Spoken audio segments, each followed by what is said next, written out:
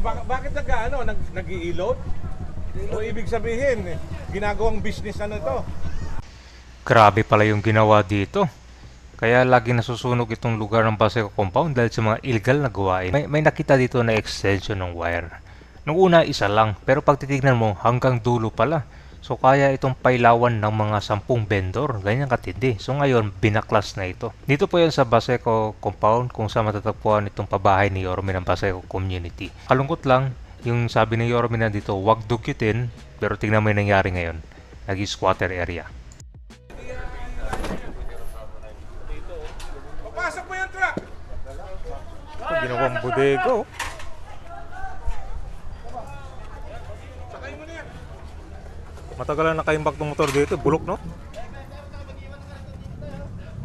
Ito, alisin na itong mga motor ngayon. Baka makarga itong motor, sir. Lipat nyo na, sir. Bago to, sir, bago? Bagong bago, baka makarga to, sir. Nakaparada lang dito sa kalsada.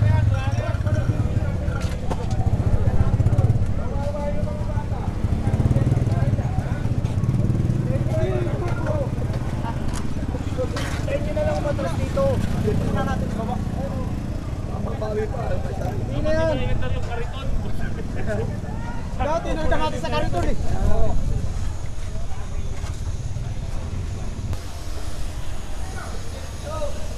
Yan, tanggal yung mga gamit dito. Tatanggal ito.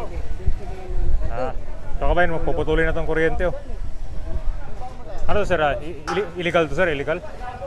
Extension lang, no? Delikado to pag nag-short circuit. Dito lang tinagaw sa pakilo niyan. Mahal yan.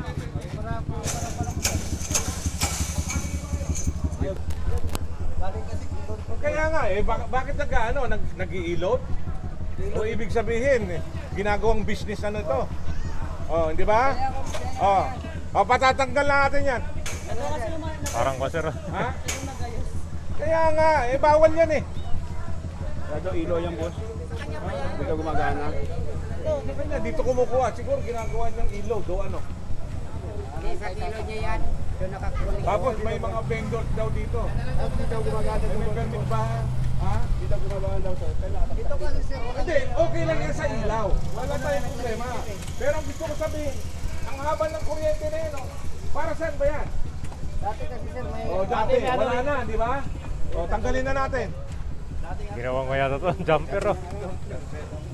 Parang Bombay ba? May bayad. Bawal yan, kaya pala pro sa sunog dito eh. Tingnan mo yung kuryente nandito lang, oh. Pag umulan yan, pag may putol yan, yari na. Katabi pa naman ng fire station to, nandyan lang, oh. Mataas yung kampante. Grabe to. Jumper, oh. Dagdagan mo ng power dito. Kuryente. May breaker pa. Meron bang CCTV, oh. Baklas yan. Kaya nasusunog kayo lagi dito, eh. So, binaklas na lahat, oh. So, ito pala ba, ginawa nila ito para sa mga vendor, para may ilaw dito gabi. So, yung bawat stall dito, may kuryente sila paggabi kasi eh. Parang ako dito, parang meron ding food bazaar gabi. So, kaya hindi ko lang dito nakatuwang bang ganyan, no? Oh. Live wire yan. Paano pag umulan? Tapos nakasaksak doon, may kuryente. O di sunog na naman. Oh. Anak ng pating naman do. Kampante sila kasi nandiyan lang yung Paseco Fire Station. Pabilis na upa kapag nasunog. Matagal na to, sir. Mga ilang buwan na to. Paano pag umulan, sir? Pinapatay yung breaker. Dati kasi may victor dito. Ngayon, wala na? Meron pa rin. Meron pa rin. Hanggang oras pa yung vendor dito, sir? Alas 5 hanggang alas 10. Hindi yung mga buraot. Ha? Mga buraot na panulat.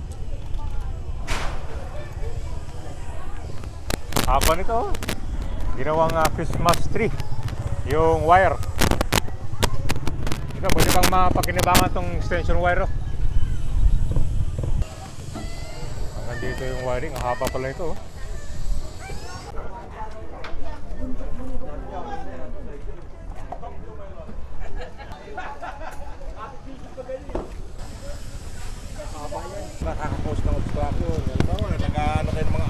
kotse yan o kung ano man yung mga gamit ninyo, ay iyan ay para sa tao na daanan at sa mga motorista.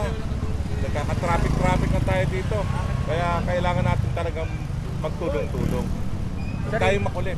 Yung mga pagkain dito sir, pwede lang yan sir, yung mga ginagawa nilang food Alin? bazaar dito. Mga vendor, stalls. Hindi, ang mga vendor, bawal talaga yan. Bawal talaga, sir. Oo. Kaya nga, Pasay community, dapat ito ay maging ehemplo na hindi tayo yung parang dugyot yung makikita mo dyan sa mga lugar na yan. Di ba? Kaya inaayos natin. Inaayos, nililinis natin. Sa tulong ng mga barangay, dapat ang barangay ang yan eh. Andyan naman ang mga pulis natin na pwedeng umalala yung mag-responde kung kailangan. Kaya lahat tayo dapat magtulong-tulong. Yun lang yun. Engineer, napansin nyo kanina yung may nagkabit na kuryente doon? Parang jumper yun sir na? Anong masasabi nyo doon? Hindi, tingin ko ang inaano niya, ang nirarason niya, kasi wala hong ilaw dito sa poste. So, naglagay siya ng ilaw. Pero, ang pinaka-purpose doon, naglagay siya ng mahabang ano dyan, ng linya ng kuryente. Tapos may mga saksakan ng ano eh. Di ba? Parang sa 7-Eleven. Para sa mga vendor. O May mga bayad. nagpapaano. Siyempre may bayad yun. Sa kanya. Pero illegal yung ganun sir na? Illegal yun. Una-una wala kang permit. Bakit may mga vendors dyan? Yun, isa din ba yun sa dahilan na nagkasunog-sunog yung ano natin? May sunog, gano'n? Gangkos na sunog. Alam mo naman dito sa Paseco, kaya tayo nagkakaroon ng mga sunog na ganyan. Dahil sa yung mga illegal na koneksyon. Di ba? Tapos yung mga gamit nila, halimbawa, nagkasaksakan ng tawag doon, yung mga Charging.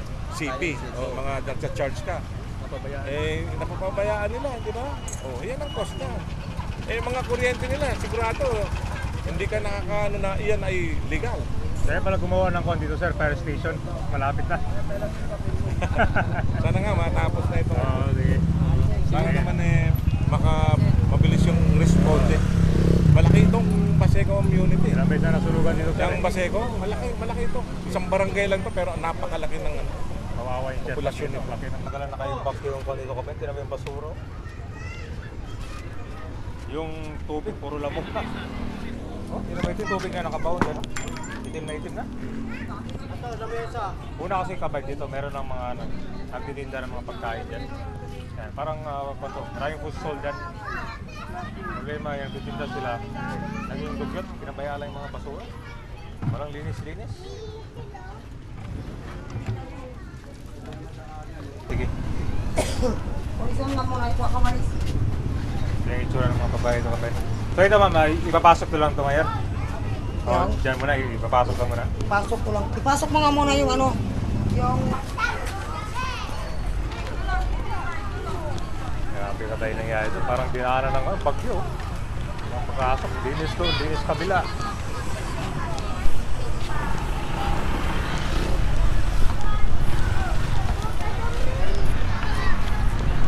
Marami pang ayusin ito, katulad nito. Mga bata. Grabe yan. Dito na lang tinatapon yung mga sapatos.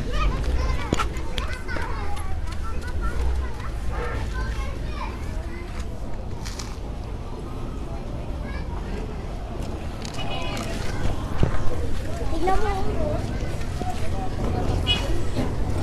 Grabe ito guys. Oh.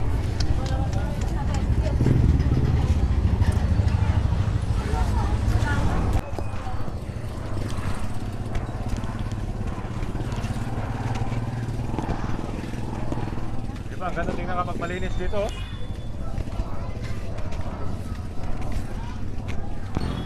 Yung arko ma'am, nagawa na pala tong arko ulit. Di ba nasira yan? Kasi nabangga ng truck nung tumatakbong kandidato. Oh, si ano? Ang laki ng pagkain din dito. Yung mga fishball ganyan. Hindi. Maganda kasi mga food trip dito kabay mga hapon eh. Maraming bumibili. At ito po yung sitwasyon nito sa Baseco compound. Alam nyo dati, kaunti lang yung mga nakatira dito. Mga less than 100 yata. Yan yung mga employee na nagtatrabaho lang dito. Pero tingnan mo ngayon, di ba? Ang dami ng mga bayo. Extension. At saka ito, isang barangay lang to.